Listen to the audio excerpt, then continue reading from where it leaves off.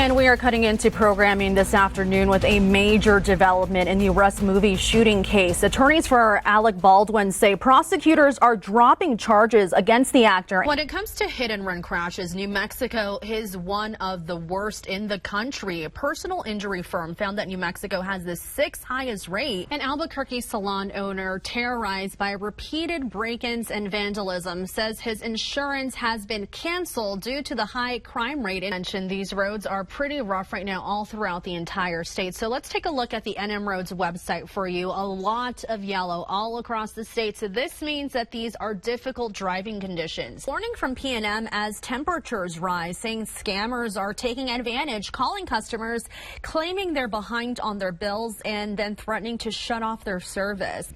A man accused of killing a woman in Albuquerque 9 years ago will find out if he stays in jail until trial. And speaking of California, some parts of the state are kicking off the new year with some snow. Now, we are going to be taking some video from Big Bear Lake any second. There we go.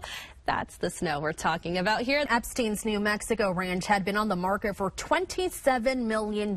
It was sold last year for an undisclosed amount. Chance to help name New Mexico's snowplows. The Department of Transportation asked New Mexicans to submit their most creative names, and they delivered. With the New Mexico law offices of the public defender confirming they're under a cybersecurity breach. On top of the fire, a new concern yesterday for those in Ruidoso: flash flooding.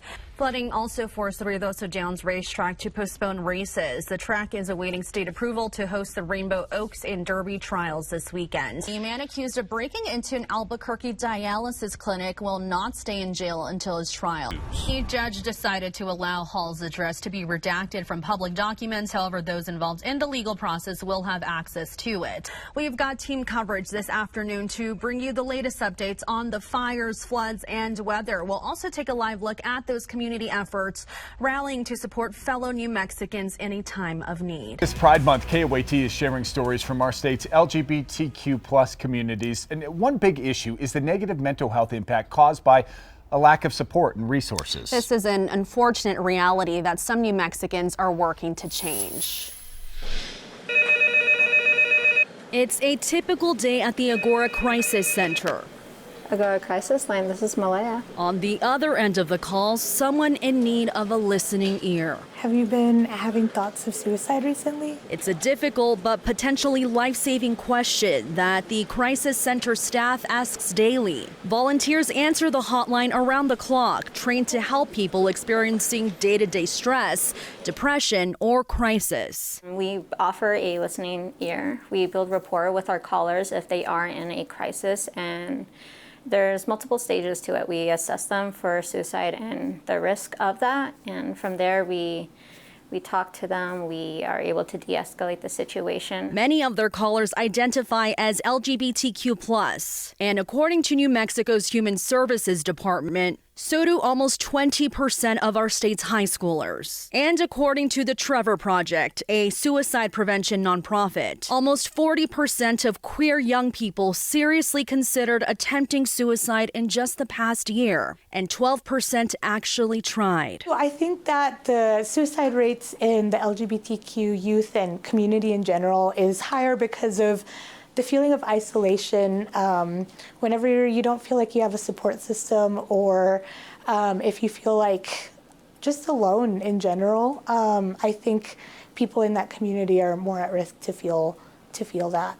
Callie Madrone knows this feeling well. That I did actually try to commit suicide at age 20. I was very depressed through my teen years. The Taos-based author shares part of her story in this book, The Survival Guide for Lesbian, Gay, Bisexual, Transgender, and Questioning Teens. Parts of it are information and background.